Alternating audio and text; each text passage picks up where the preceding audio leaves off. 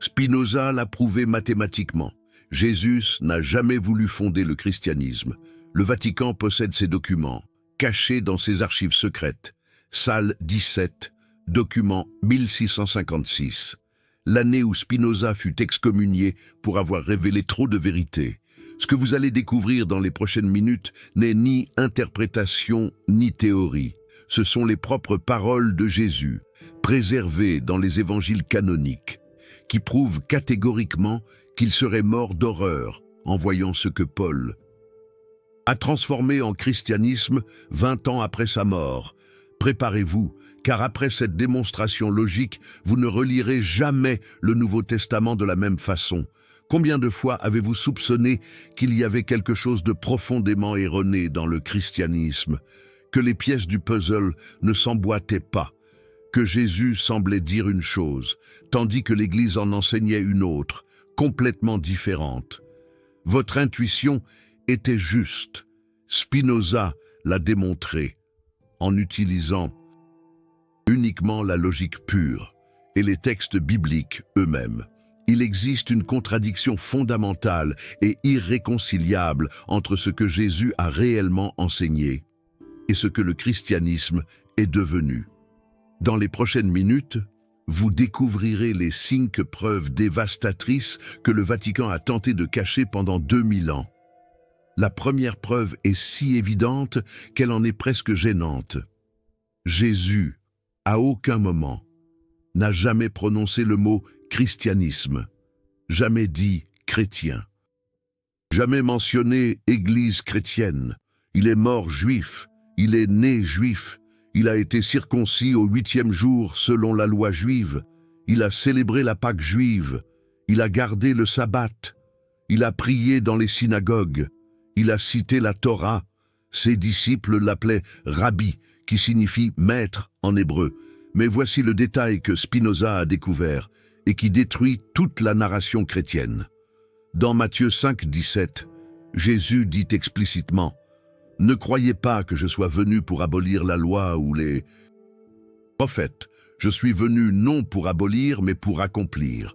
Car je vous le dis en vérité, tant que le ciel et la terre ne passeront point, il ne disparaîtra pas de la loi un seul iota ou un seul trait de lettre, jusqu'à ce que tout soit arrivé. » Comprenez-vous l'implication de ceci? Jésus dit que la loi juive est éternelle, qu'aucune virgule ne peut être changée, qu'elle subsistera jusqu'à la fin des temps. Mais qu'a fait Paul? Il a aboli la circoncision, il a aboli les lois alimentaires, il a aboli le sabbat. Il a littéralement aboli tout ce que Jésus a dit être éternel et immuable. Et cela empire. Dans Matthieu 15, 24, lorsqu'une femme non-juive implore son aide, Jésus répond « Je n'ai été envoyé qu'aux brebis perdues de la maison d'Israël. » Il dit clairement que sa mission est exclusive aux Juifs, pas aux gentils, pas aux Romains, pas pour créer une religion universelle, seulement pour réformer le judaïsme. Spinoza a identifié le moment exact où la fraude a commencé, lors du concile de Jérusalem, décrit dans Acte 15, environ 50 ans après Jésus-Christ, 20 ans après la mort de Jésus. Paul, qui n'a jamais rencontré Jésus, qui n'a jamais entendu ses enseignements, qui persécutait et tuait les disciples de Jésus, a soudainement prétendu avoir eu une vision sur la route de Damas et a commencé à prêcher un évangile complètement différent. Jacques, le frère de sang de Jésus, qui dirigeait la communauté de Jérusalem, a confronté Paul. Le conflit est documenté dans la Bible même, dans Galates 2, 11, 14. Paul admet avoir publiquement disputé avec Pierre à Antioche. Pourquoi? Parce que Pierre suivait les lois juives que Jésus a suivies toute sa vie, et Paul voulait les abolir. Pensez à l'audace de cela. Paul, qui n'a jamais connu Jésus, disant à Pierre, qui a vécu avec Jésus pendant 3 ans, qu'il se trompait sur ce que Jésus avait enseigné. C'est comme si moi, qui n'ai jamais connu Einstein, je disais à l'assistant personnel d'Einstein qu'il n'a pas compris la théorie de la relativité. Mais Paul avait un problème. Les Juifs n'achetaient pas sa version christianisée de Jésus. Ils connaissaient les Écritures. Ils savaient que le Messie devait restaurer le royaume d'Israël, pas mourir crucifié comme un criminel. Alors Paul a fait quelque chose de génial et de diabolique. Il a abandonné les Juifs et est allé prêcher aux gentils, les non-Juifs, qui ne connaissaient pas les Écritures hébraïques et ne pouvaient pas vérifier ses affirmations. C'est alors que Paul a inventé des concepts que Jésus n'a jamais enseignés. Le salut par la foi seule, le péché originel, la divinité de Jésus, la Trinité, l'abolition de la loi. Rien de tout cela ne se trouve dans les enseignements de Jésus. Tout cela est une invention pauline. Spinoza a démontré cela géométriquement. Axiome 1. Jésus a dit que la loi est éternelle. Axiome 2. Paul a aboli la loi. Proposition. Paul contredit Jésus. Conclusion logique. Le christianisme paulinien ne peut pas être la religion de Jésus. La deuxième preuve de Spinoza est encore plus dévastatrice. Jésus ne s'est jamais déclaré Dieu. Jamais. Dans Marc 10, 18, lorsqu'une personne l'appelle « bon maître », Jésus répond « Pourquoi m'appelles-tu bon? Nul n'est bon que Dieu seul. » Il dit littéralement qu'il n'est pas Dieu, que seul Dieu est bon. Dans Jean 17, 3. Jésus prie le Père en disant « Or, la vie éternelle, c'est qu'ils te connaissent, toi, le seul vrai Dieu, et celui que tu as envoyé, Jésus-Christ. » Et il fait une distinction claire. Dieu est le seul vrai Dieu. Jésus est celui qui est envoyé. Deux êtres distincts.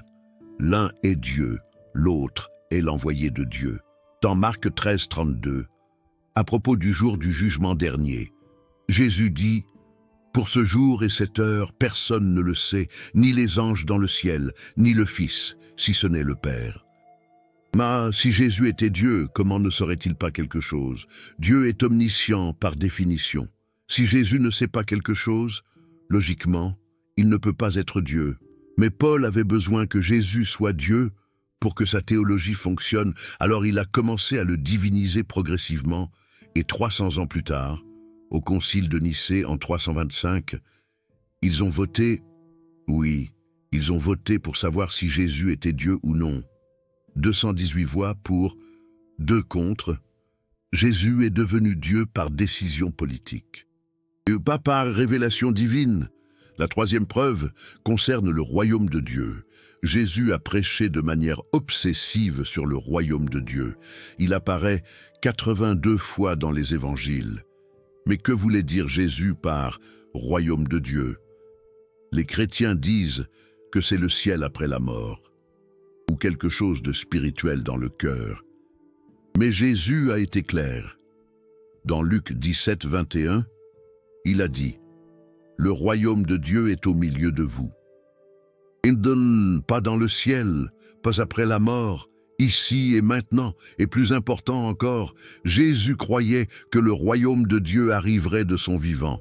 Dans Matthieu 16, 28, il a dit « Je vous le dis en vérité, quelques-uns de ceux qui sont ici ne mourront point avant d'avoir vu le Fils de l'homme venir dans son royaume. » Dans Marc 9, 1, il répète « Je vous le dis en vérité, quelques-uns de ceux qui sont ici ne mourront point avant qu'ils aient vu le royaume de Dieu venir avec puissance. » Ils sont tous morts.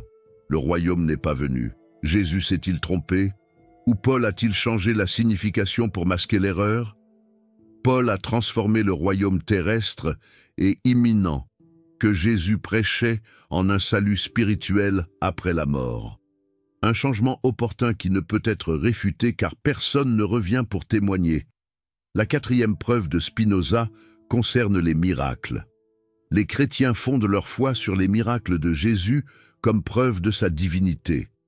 Mais Jésus lui-même a dit, dans Matthieu 12, 39, qu'une génération mauvaise et adultère demande un signe, et dans Jean 4, 48, Jésus réprimande « Si vous ne voyez pas de signes et de prodiges, vous ne croirez jamais. » Jésus critiquait précisément le type de foi promu par le christianisme, une foi basée sur les miracles, non sur la compréhension, une foi aveugle, non raisonnée.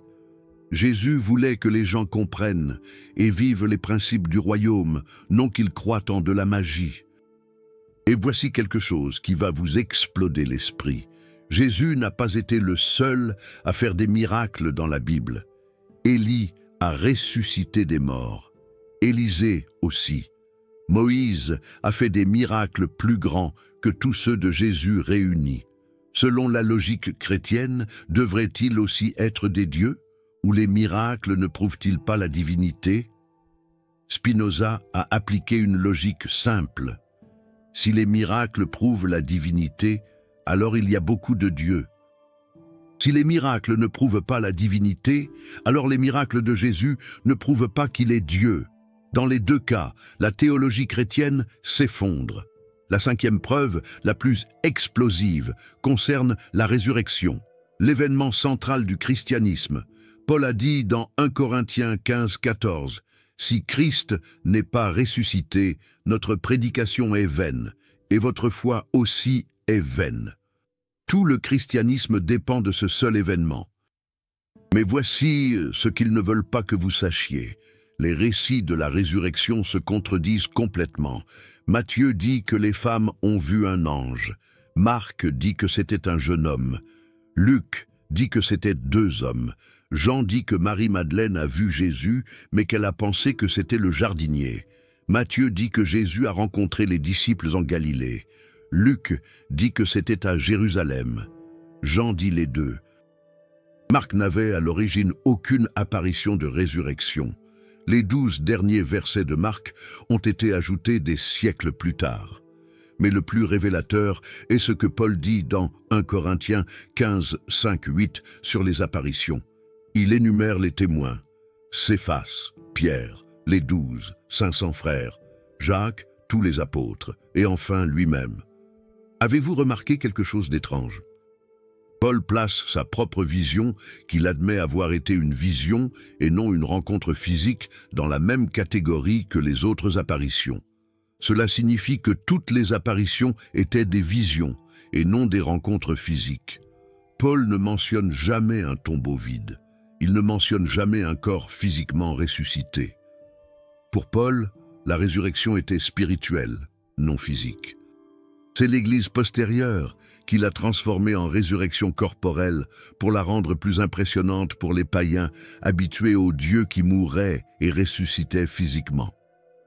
Spinoza a conclu que Jésus était un professeur juif d'éthique qui prêchait la réforme morale et la justice sociale dans le contexte juif. Il est mort pour avoir défié l'autorité romaine et l'élite religieuse corrompue. Ses disciples juifs ont poursuivi son mouvement comme une secte juive. Puis vint Paul, un citoyen romain éduqué à la philosophie grecque qui n'a jamais connu Jésus. Il a pris la figure de Jésus et l'a transformé en un Dieu sauveur universel, mélangeant le judaïsme avec des concepts païens de Dieu qui meurent et ressuscitent. Courant dans les religions à mystère de l'époque, le christianisme n'est pas la religion de Jésus. C'est la religion de Paul sur Jésus. Jésus prêchait le royaume de Dieu sur terre. Paul prêchait le salut dans le ciel. Jésus prêchait les œuvres de justice. Paul prêchait la foi sans œuvres. Jésus prêchait aux Juifs. Paul prêchait aux gentils. Jésus respectait la loi. Paul a aboli la loi. Vous vous souvenez quand j'ai prouvé au début que Jésus a dit qu'un iota de la loi ne passerait pas? Paul a écrit dans Romains 10, 4, « Christ est la fin de la loi », une contradiction directe et irréconciliable. Soit Jésus avait raison et la loi est éternelle, soit Paul avait raison et Christ a mis fin à la loi. Les deux ne peuvent pas avoir raison. Et si Paul a raison, alors Jésus avait tort, ce qui signifie que Jésus n'était pas infaillible, ce qui signifie que Jésus n'était pas Dieu. Mais il existe un document qui prouve tout cela de manière encore plus dévastatrice. L'évangile des Ébionites, utilisé par les disciples juifs originaux de Jésus à Jérusalem, ceux qui ont réellement connu Jésus. Cet évangile, que l'Église a détruit et dont nous n'avons que des fragments cités par ses opposants, montre Jésus comme complètement humain, né naturellement de Joseph et de Marie, choisi par Dieu lors de son baptême. Les Ébionites, dont le nom signifie « les pauvres », étaient dirigés par la famille de Jésus, Jacques, son frère, Simon, son cousin. Ils ont rejeté Paul comme un apostate et un faux prophète, ils ont maintenu la loi juive, ils ne croyaient pas à la naissance virginale ou à la divinité de Jésus. Et ils étaient ceux qui ont réellement connu Jésus. L'Église les a déclarés hérétiques. Pensez à l'ironie. Les vrais compagnons de Jésus, sa propre famille, ont été déclarés hérétiques par l'Église, fondée par quelqu'un qui n'a jamais connu Jésus. C'est comme si les amis de Shakespeare étaient déclarés faux sur Shakespeare par quelqu'un qui est né 100 ans plus tard. Le document le plus révélateur est la lettre de Jacques, le frère de Jésus. C'est une réfutation directe de Paul, bien qu'il ne mentionne pas Paul par son nom. Jacques 2, 24 dit « Vous voyez donc que l'homme est justifié par les œuvres, et non seulement par la foi. » Cela contredit directement Paul dans Romains 3, 28, « L'homme est justifié par la foi sans les œuvres de la loi. » Jacques corrige Paul, « Le frère de Jésus dit que Paul a tort. Mais qui l'Église a-t-elle suivi? Paul, l'étranger, et non Jacques, le frère de Jésus. » Et voici la preuve définitive que Spinoza a découverte dans les propres écrits de Paul. Dans Galates 1, 11, 12, Paul admet « Je vous fais savoir, frères, que l'évangile annoncé par moi n'est pas selon les hommes. Car je ne l'ai reçu ni d'un homme, ni ne l'ai appris, mais par la révélation de Jésus-Christ. » Avez-vous saisi l'aveu? Paul admet que son évangile ne vient pas des hommes qui ont connu Jésus. Il ne vient pas de Pierre, de Jacques ou de Jean. Il vient de ses propres visions. Il dit littéralement « Ignorez ce que les vrais compagnons de Jésus disent, croyez à mes hallucinations ». Et cela devient encore plus suspect. Dans 2 Corinthiens 11, 4, Paul se plaint d'autres prédicateurs. « Si quelqu'un vient vous annoncer un autre Jésus que celui que nous avons annoncé, ou si vous recevez un autre esprit que vous n'avez pas reçu, ou un autre évangile que vous n'avez pas embrassé, vous le supportez facilement. Un autre Jésus, un autre évangile, qui prêchait un autre Jésus, les apôtres originaux eux-mêmes. Pierre, Jacques et Jean prêchaient le Jésus qu'ils ont connu, le professeur juif. Paul prêchait son Jésus inventé, le Dieu sauveur cosmique. Le concile de Nicée, en 325 après Gypsée, a été le coup final. Constantin, un empereur païen converti politiquement, non spirituellement, a convoqué le concile. Il n'était même pas encore baptisé. Il a continué à adorer le sol Invictus et n'a été baptisé que sur son lit de mort. Constantin avait besoin d'une religion unifiée pour unifier son empire fragmenté. Le christianisme paulinien était parfait. Universel, non tribal comme le judaïsme, basé sur la foi, non sur des pratiques complexes, il promettait le salut après la mort, non la révolution sociale sur terre. Les évêques ont voté, 218 contre 2, Jésus est officiellement devenu Dieu. Mais qui étaient les deux qui ont voté contre? Les disciples de la tradition originale qui se souvenaient encore que Jésus était humain. Ils ont été exilés, ses écrits ont été brûlés. L'histoire est écrite par les vainqueurs. Spinoza a démontré que chaque dogme central du christianisme contredit les enseignements réels de Jésus. La Trinité. Jésus a dit « Écoute, Israël, le Seigneur notre Dieu est le seul Seigneur ». Marc 12, 29. Un Dieu, non trois en un. Le péché originel, Jésus n'en a jamais fait mention, pas une seule fois. C'est Augustin qui l'a inventé 400 ans plus tard, basé sur une mauvaise traduction de Romains 5, 12. En grec, il est écrit que la mort s'est étendue à tous, parce que tous ont péché, et non à cause du péché d'Adam. L'enfer éternel. Jésus parlait de la géhenne, la décharge de Jérusalem, où le feu brûlait constamment les ordures. C'était une métaphore de destruction, non de tourment éternel. Le mot enfer n'existe même pas en hébreu ou en araméen. Le salut par la foi seule. Jésus a dit dans Matthieu 7, 21, « Ce ne sont pas tous ceux qui me disent « Seigneur, Seigneur », qui entreront dans le royaume des cieux, mais celui qui fait la volonté de mon Père. » Faire, et non seulement croire. L'action, et non seulement la foi. Manger le corps et boire le sang. Cannibalisme rituel symbolique. Jésus était juif. La loi juive interdit formellement de consommer du sang, même symboliquement. Lévitique 17, 14. Vous ne mangerez point le sang d'aucune chair. Jésus n'aurait jamais institué un rite qui violerait la loi qu'il a déclarée éternelle. Que fit réellement Jésus lors de la dernière scène? Il célébra la Pâque juive comme il le faisait chaque année. Le pain azime et le vin étaient des éléments traditionnels de la Pâque, commémorant la libération d'Égypte, non sa mort future. C'est Paul qui en a fait un rite cannibale dans 1 Corinthiens 11. Et pourquoi Paul a-t-il fait tout cela? Spinoza a découvert le motif en analysant le contexte historique. Paul était un agent romain. Oui, vous avez bien entendu. Il était citoyen romain, chose extrêmement rare pour un juif. Il n'a jamais été réellement emprisonné. Il s'échappait toujours. Dans Actes 23, 16, le neveu de Paul découvre un complot pour le tuer et prévient le commandant romain. Quel juif avait un accès direct au commandant romain? Paul a été envoyé à Rome aux frais du gouvernement romain. Il a reçu une maison à Rome. Il prêchait librement. Pendant ce temps, Pierre a été crucifié. Jacques a été tué. Tous les vrais apôtres ont été exécutés. Mais Paul, le persécuteur converti, a vécu confortablement. La mission de Paul était de neutraliser le mouvement de Jésus. Les disciples de Jésus étaient révolutionnaires. Ils voulaient chasser Rome et restaurer le royaume d'Israël. Ils étaient dangereux pour l'Empire. Paul a transformé ce mouvement révolutionnaire en une religion passive. Rendez à César ce qui est à César. Obéissez aux autorités. Esclaves, obéissez à vos maîtres. La révolution a été reportée au ciel. Cela a parfaitement fonctionné. Le christianisme paulinien est devenu la religion officielle de Rome. L'Empire qui a crucifié Jésus a adopté la religion sur Jésus. Mais pas la religion de Jésus.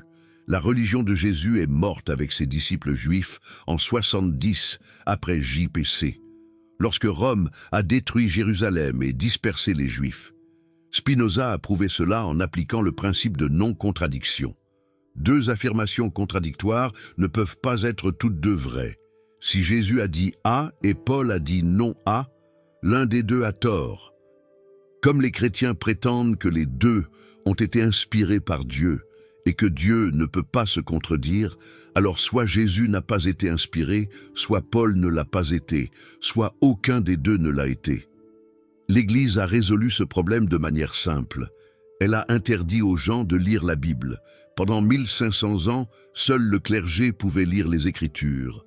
Les messes étaient en latin, que le peuple ne comprenait pas. Quiconque traduisait la Bible était brûlé vif. Pourquoi ? Parce que quiconque lit attentivement les Écritures remarque les contradictions. Lorsque Luther a finalement traduit la Bible en allemand, il a été tellement perturbé par l'épître de Jacques contredisant Paul qu'il l'a qualifiée de « épître de paille » et a voulu la retirer du canon. Il a perçu le problème, mais au lieu de remettre en question Paul, il a remis en question Jacques, le frère de Jésus. Et concernant les miracles modernes que les chrétiens prétendent prouver leur foi, Spinoza les a détruits avec une logique simple. Si Dieu intervient par des miracles, alors les lois de la nature ne sont pas fixes. Si les lois ne sont pas fixes, la science est impossible. Mais la science fonctionne, donc les lois sont fixes, donc les miracles sont impossibles ou Dieu n'intervient pas. De plus, toutes les religions prétendent à des miracles. Hindous, musulmans, bouddhistes, tous ont leurs miracles. Si les miracles chrétiens prouvent le christianisme, alors les miracles hindous prouvent l'hindouisme. Soit les miracles prouvent toutes les religions, ce qui est logiquement impossible, soit ils n'en prouvent aucune. La résurrection est le miracle suprême du christianisme. Mais les résurrections étaient courantes dans la mythologie de l'époque. Osiris est ressuscité, Dionysos est ressuscité, Mithra est ressuscité. Tous avant Jésus. La différence? Personne ne prétend qu'Osiris est ressuscité historiquement. C'est compris comme un mythe, mais les chrétiens insistent sur le fait que leur résurrection est historique. Les preuves historiques, 0. Aucun historien contemporain n'en fait mention. Tacite, Suétone, Pline ont écrit sur Jésus des décennies plus tard, ne faisant que rapporter ce que les chrétiens disaient sans confirmer les faits. C'est comme un futur historien écrivant sur Superman, basé sur ce que les fans de bande dessinée disent. Joseph Flavius, l'historien juif, fait 2 mentions de Jésus. Mais la première, le Testimonium Flavianum, est unanimement considérée comme une falsification ultérieure. Elle est ouvertement chrétienne dans un texte d'un juif non chrétien. La seconde ne mentionne que Jacques, frère de Jésus appelé Christ, simplement en l'identifiant sans rien confirmer. Si un homme est ressuscité des morts à Jérusalem, ne pensez-vous pas que quelqu'un l'aurait remarqué et écrit à ce sujet sur le coup? Mais le premier évangile, Marc, a été écrit 40 ans plus tard, Matthieu et Luc, 50, 60 ans plus tard, Jean, 70 ans plus tard, Paul, le plus ancien, 20 ans plus tard, et il ne mentionne jamais les détails que les évangiles racontent. Pourquoi ce délai? Parce qu'ils s'attendaient à ce que Jésus revienne immédiatement. Lorsque la génération a commencé à mourir et que Jésus n'est pas revenu, ils ont commencé à écrire pour préserver l'histoire. Mais après 40-70 ans, combien de l'histoire réelle a survécu et combien a été inventé? Spinoza a appliqué le principe de l'explication la plus simple. Qu'est-ce qui est le plus probable? Que les lois de la nature aient été suspendues, qu'un mort soit ressuscité, qu'il soit apparu à quelques personnes et qu'il soit monté au ciel, ou que des disciples traumatisés aient eu des visions, qui ont été exagérées au cours de décennies de transmission orale et finalement écrites comme des faits, expériences de mort imminente, hallucinations liées au deuil, dissonances cognitives, toutes sont des explications naturelles documentées. Résurrection surnaturelle, jamais documentée en dehors de textes religieux. Et voici le coup final de Spinoza. Si Jésus est ressuscité pour prouver sa divinité et sauver l'humanité, pourquoi n'est-il apparu qu'à ses disciples? Pourquoi n'est-il pas apparu à Pilate, au Sanhédrin, au peuple de Jérusalem? Une apparition publique aurait converti instantanément tout le monde et sauvé des milliards d'âmes. La réponse évidente est qu'il n'y a pas eu de résurrection physique à montrer. Seules des visions privées de disciples en deuil, des visions que les autres ne pouvaient voir, car elles étaient psychologiques, pas physiques. Mais allons plus loin. Supposons que Jésus est réellement ressuscité. Et alors, Lazare aussi a ressuscité selon l'Évangile. La fille de Jaïrus aussi, le fils de la veuve aussi. Sont-ils devenus des dieux? La résurrection prouve-t-elle la divinité? Ou simplement un pouvoir sur la mort? Et si Jésus était Dieu, pourquoi avait-il besoin de ressusciter? Dieu ne peut mourir par définition. Si Jésus est mort, il n'était pas Dieu. S'il n'est pas réellement mort, alors il n'y a pas eu de sacrifice. Le dogme central du christianisme, Dieu est mort pour nos péchés, est logiquement contradictoire. Une contradiction absolue. Spinoza a conclu que le christianisme est une religion bâtie sur des contradictions logiques, des impossibilités historiques et des malentendus théologiques. Ce n'est pas la religion de Jésus, mais une religion sur Jésus, créée par des gens qui ne l'ont jamais connu. Jésus était un professeur juif apocalyptique qui croyait que le monde était sur le point de finir et que le royaume de Dieu serait établi sur terre. Lorsqu'il a été exécuté et que le monde ne s'est pas terminé, ses disciples ont dû réinterpréter son message. Paul a été le réinterprète le plus brillant, créant une religion du salut spirituel, capable de survivre à l'échec des prophéties apocalyptiques. Mais la preuve la plus dévastatrice de toutes réside dans l'existence même de Spinoza, un juif du XVIIe siècle, utilisant uniquement la raison et la logique, a démantelé 1600 ans de théologie chrétienne. Si le christianisme était vrai, si Dieu l'avait révélé, comment un homme, utilisant seulement son cerveau, pourrait-il le réfuter aussi complètement? La réponse est que la vérité ne craint pas l'investigation. Seuls les mensonges ont besoin d'une foi aveugle. Les mathématiques ne demandent pas la foi, elles démontent. La science ne demande pas la foi, elle prouve. Mais la religion, croyée sans questionner ou brûlée en enfer, c'est la marque d'une fraude, pas d'une vérité divine. Spinoza a été excommunié à 23 ans pour avoir dit ces vérités. La communauté juive d'Amsterdam, tentant de ne pas provoquer les chrétiens, l'a banni. La malédiction prononcée contre lui disait « Maudit soit-il le jour, et maudit soit-il la nuit ». Maudit soit-il en se couchant, et maudit soit-il en se levant. Mais Spinoza ne s'en souciait pas. Il a continué à écrire, à penser, à révéler. Ses livres ont été bannis, brûlés, interdits. Mais ses idées ont survécu, parce que la vérité est comme l'eau. Elle trouve toujours un chemin. Et quelle était l'alternative de Spinoza au christianisme contradictoire? Simple. Dieu est la nature, pas un vieil homme barbu dans le ciel, mais la totalité de l'existence. Les lois de la nature sont les pensées de Dieu. Étudier la science, c'est étudier l'esprit de Dieu. Vivre éthiquement, c'est vivre en harmonie avec la nature divine. Pas de ciel ou d'enfer après la mort, pas de jugement divin, pas de salut ou de condamnation, seulement cause à effet. Les actions éthiques mènent au bonheur. Les actions anti-éthiques mènent à la souffrance. Non pas par punition divine, mais par conséquence naturelle. Jésus serait probablement d'accord. Il a dit « Le royaume de Dieu est en vous, pas dans le ciel, pas après la mort, ici et maintenant, à travers des actions justes, l'amour du prochain, le pardon, la compassion, pas à travers des croyances correctes ou des rituels magiques. Mais Paul a transformé cela en « Croyez que Jésus est mort pour vos péchés ou brûlé éternellement ». Jésus a dit « Aimez vos ennemis ». Paul a dit « Dieu les détruira ». Jésus a dit « Ne jugez pas ». Paul a jugé tous ceux qui étaient en désaccord avec lui. La preuve finale de Spinoza est celle-ci. Si vous lisez seulement les paroles attribuées à Jésus dans les évangiles, en ignorant Paul et le reste du Nouveau Testament, vous trouvez un professeur d'éthique. Si vous lisez Paul en ignorant Jésus, vous trouvez le créateur du christianisme.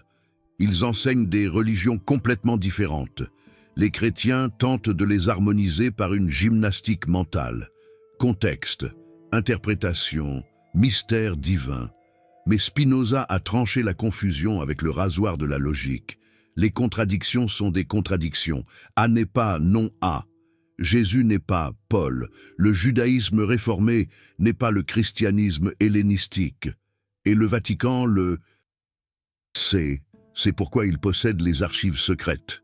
C'est pourquoi il a fallu attendre 1965 pour que l'Église catholique permette aux laïcs de lire la Bible librement. C'est pourquoi ils ont tué des millions de personnes pendant l'Inquisition, non pas pour protéger la vérité, mais pour protéger le mensonge. Pensez à combien de vies ont été gaspillées, combien de guerres ont été menées, combien de souffrances ont été causées, le tout basé sur un malentendu. Jésus prêchait la réforme sociale. Juive, Paul a créé une religion de salut cosmique. L'Église a créé un empire de contrôle mental. Si Jésus revenait aujourd'hui, reconnaîtrait-il le christianisme? Un juif du 1er siècle entrant dans une cathédrale, voyant des statues, des gens mangeant son corps symbolique, l'adorant comme Dieu, ignorant la loi qu'il a dit être éternelle, il serait horrifié. Il dirait probablement ce qu'il a dit dans Matthieu 7, 22-23. « Beaucoup me diront en ce jour-là, « Seigneur, Seigneur, n'avons-nous pas prophétisé en ton nom? N'avons-nous pas chassé des démons en ton nom? N'avons-nous pas fait beaucoup de miracles en ton nom? Alors je leur déclarerai, « Je ne vous ai jamais connu. Éloignez-vous de moi, vous qui commettez l'iniquité. » Jésus prévoyait le christianisme, des gens faisant des choses en son nom qu'il n'a jamais autorisées, créant une religion qu'il n'a jamais voulue, l'adorant d'une manière qu'il trouverait blasphématoire. Spinoza nous a libérés de cette illusion. Il a montré que nous pouvons être éthiques sans craindre l'enfer. Nous pouvons rechercher la vérité sans dogme. Nous pouvons aimer Dieu en aimant la nature et les uns les autres, pas à travers des rituels et des croyances. Mais l'Église ne peut pas l'admettre. Ce serait admettre 2000 ans de fraude, des milliards de personnes trompées, des billions de dollars collectés sous de faux prétextes, l'effondrement de l'institution la plus puissante de l'histoire humaine. Alors il continue le mensonge. Mais de plus en plus de gens se réveillent. Internet a rendu impossible de cacher les contradictions.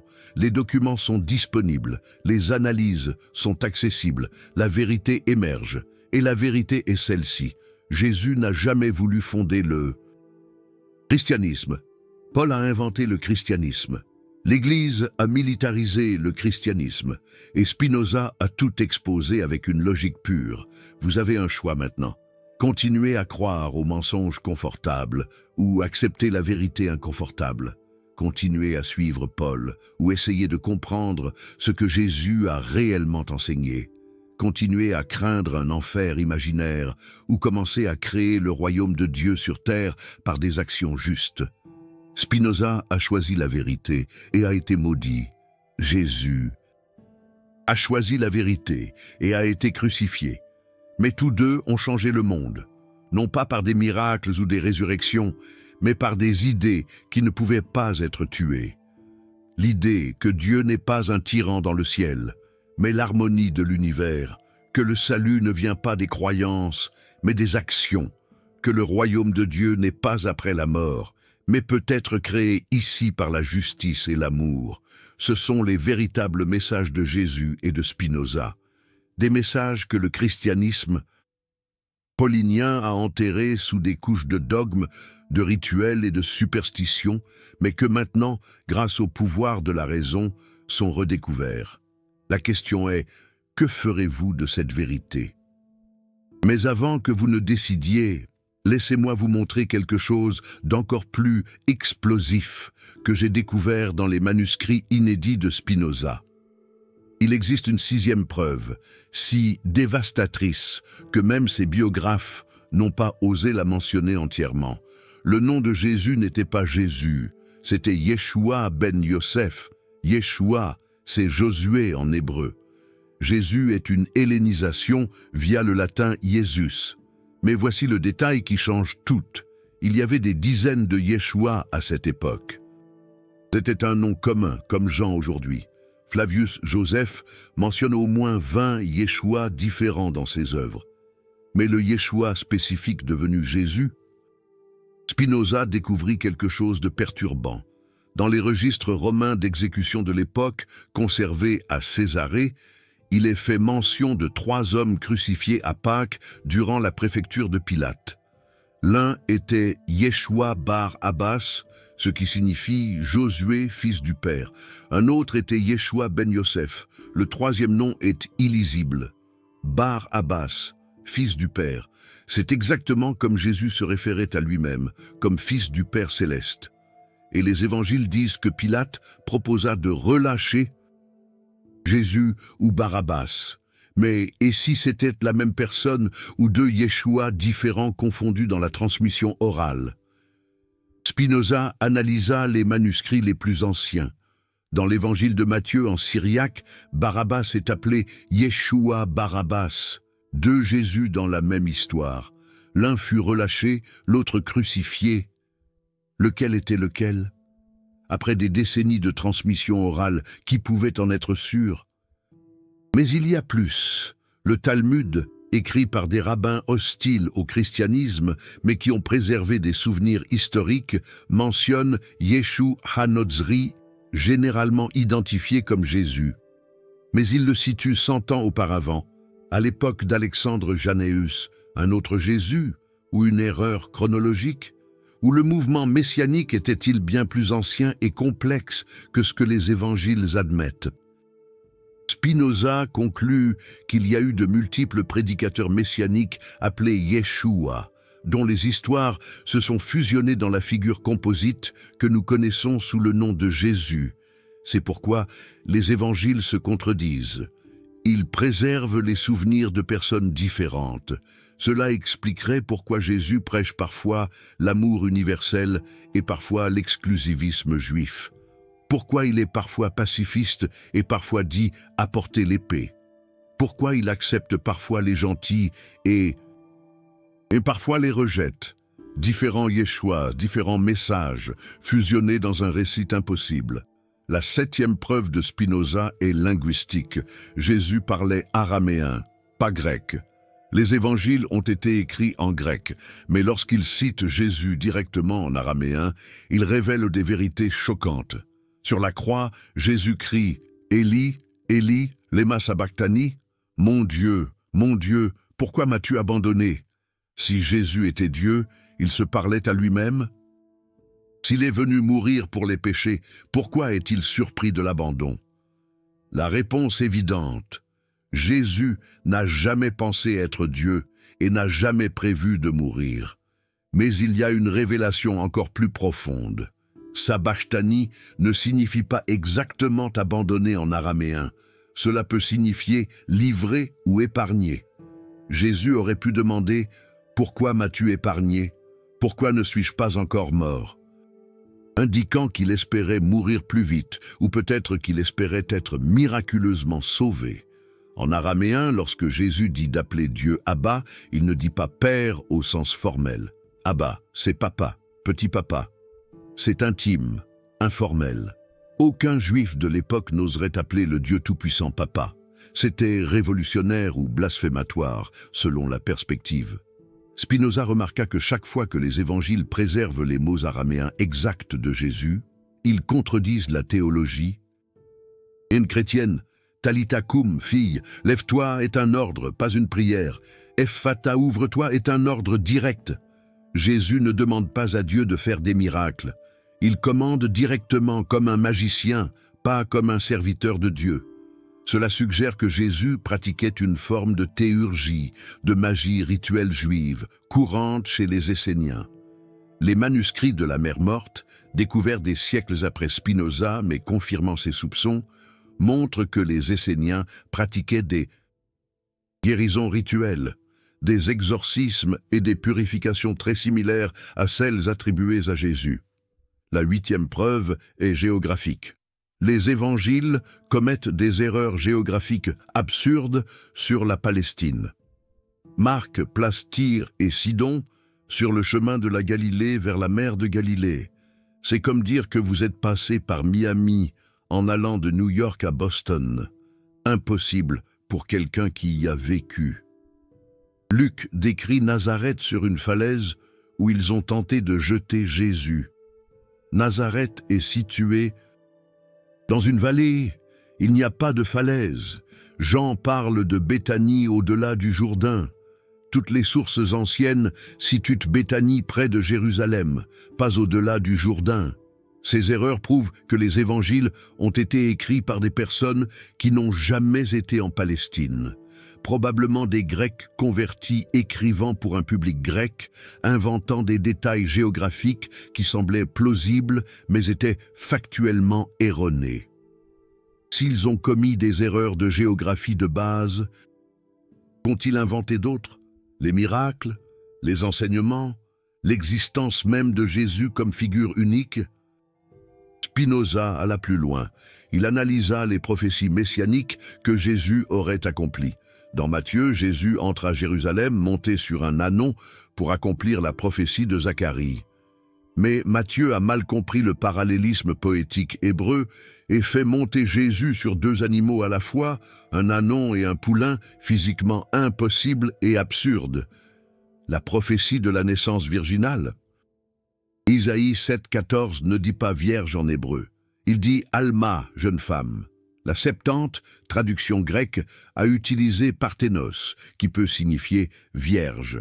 Matthieu, utilisant la traduction grecque et non l'hébreu original, a construit toute la narration de la naissance virginale sur une erreur de traduction. Jésus naît à Bethléem. Les évangiles se contredisent complètement. Luc invente un recensement impossible pour déplacer Joseph et Marie de Nazareth à Bethléem. Matthieu les place initialement à Bethléem, puis les déplace à Nazareth. Pourquoi ? Parce que Michée a prophétisé que le Messie viendrait de Bethléem, mais tout le monde savait que Jésus était de Nazareth. Alors ils ont inventé des histoires contradictoires pour résoudre le problème. La 9e preuve de Spinoza est psychologique. Le comportement de Jésus dans les évangiles est incohérent avec une seule personnalité. Parfois, il est humble, d'autres fois arrogant. Parfois, il pardonne infiniment. D'autres fois, il maudit un figuier pour ne pas avoir de fruits hors saison.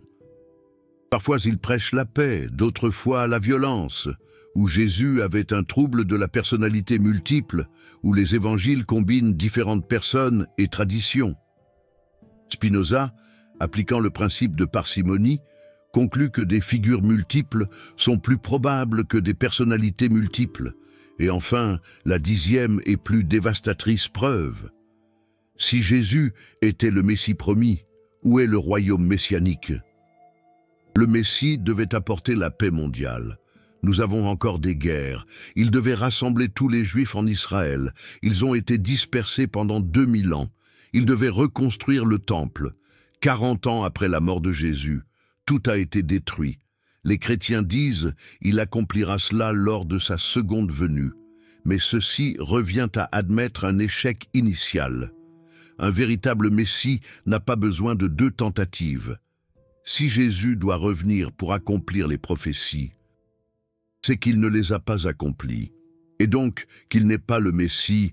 Spinoza a démontré que chaque aspect du christianisme est bâti sur des malentendus, des traductions erronées, des géographies inventées, des chronologies impossibles et des contradictions logiques. Il ne s'agit pas simplement que Jésus n'ait pas voulu fonder le christianisme. C'est que le Jésus des évangiles est une construction littéraire, non une figure historique cohérente, le véritable Jésus. S'il a existé en tant qu'individu unique, fut probablement l'un parmi de nombreux prédicateurs juifs apocalyptiques, dont le message fut complètement déformé par Paul et d'autres, pour créer une religion de mystère gréco-romaine avec un vernis juif. Et le plus ironique, le christianisme est devenu exactement le type de religion que le Jésus historique aurait détesté, hiérarchique, riche, puissante, alliée aux oppresseurs, et non aux opprimés. Jésus a chassé les marchands du temple. Le Vatican est le plus grand propriétaire immobilier au monde. Jésus a dit qu'il est plus facile à un chameau de passer par le trou d'une aiguille qu'à un riche d'entrer dans le royaume. Le Vatican possède des milliards en or et en art. Spinoza a vu tout cela il y a 350 ans. Mais sa voix a été réduite au silence, ses livres brûlés, ses idées supprimées. Ce n'est qu'à présent, à l'ère de l'information, que sa vérité émerge. Et cette vérité est libératrice. Nous n'avons pas à craindre un Dieu vengeur. Nous n'avons pas besoin du salut de péchés imaginaires.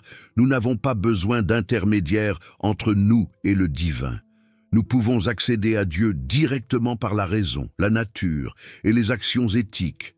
C'est ce que Jésus a probablement enseigné avant que Paul ne déforme tout. Que le royaume de Dieu est à l'intérieur, pas à l'extérieur. Que le salut vient d'une transformation intérieure, non d'une croyance extérieure. Que Dieu est un Père aimant, non un juge vengeur. Mais Paul avait besoin de contrôle. L'Église avait besoin de pouvoir. Alors ils ont transformé la libération en esclavage, l'amour en peur, la sagesse en ignorance. Maintenant, vous connaissez la vérité. La question reste, que ferez-vous avec elle? Une question cruciale, une question qui résonne à travers les siècles, une question qui vous appelle à la réflexion, à l'action. Que ferez-vous de cette vérité? Réfléchissez-y longuement.